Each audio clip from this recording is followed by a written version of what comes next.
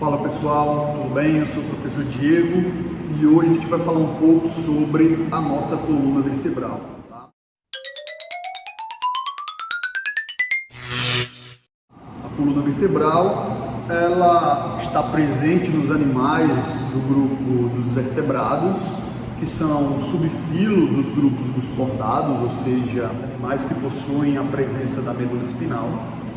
E é uma estrutura que está localizada no nosso eixo longitudinal, formada por uma sobreposição de estruturas semelhantes que são denominadas de vértebras. As vértebras elas estão sobrepostas umas sobre as outras no sentido longitudinal, formando a nossa coluna vertebral através de algumas articulações que a gente vai trabalhar aqui na aula de hoje. As vértebras, elas são ossos irregulares, elas apresentam irregularidades na sua superfície.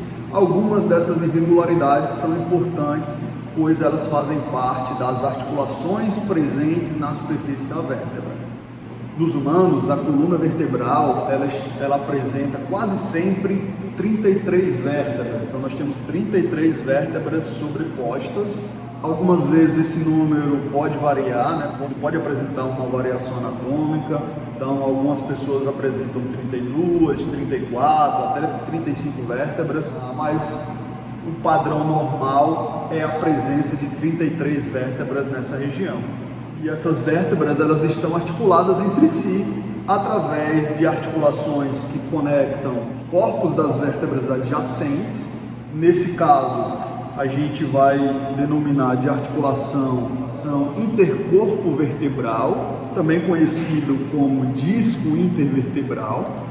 Então, a articulação intercorpo vertebral, né, o disco intervertebral, ele é uma articulação fibrocartilagínea. A gente tem tecido fibroso e tecido cartilaginoso unindo os corpos das vértebras, e é uma articulação que possibilita uma pequena quantidade de movimento, tá? Uma articulação semimóvel.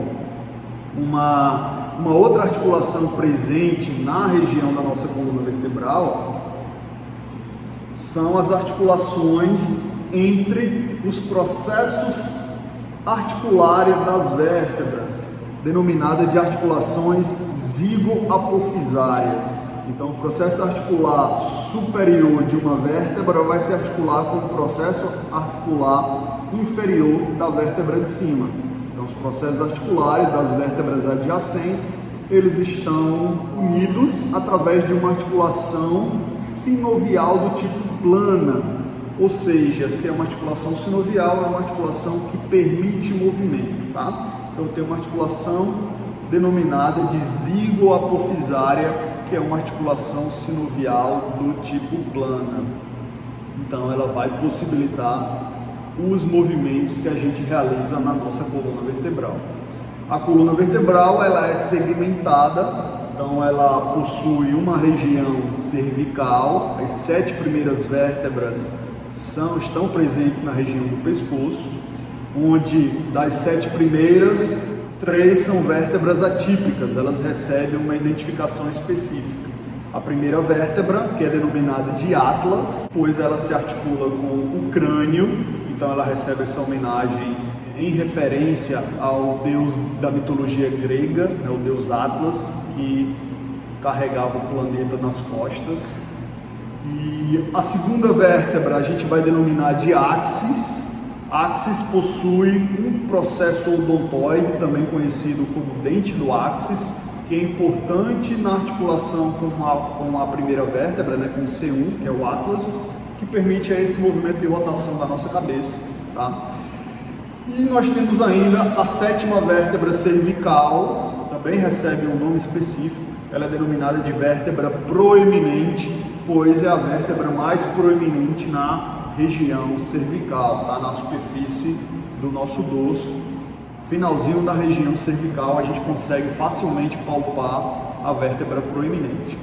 Todas as outras recebem a identificação em relação ao nível da região cervical que elas se encontram, tá? Então a gente tem C1, C2, C3, C4, C5, C6 e C7.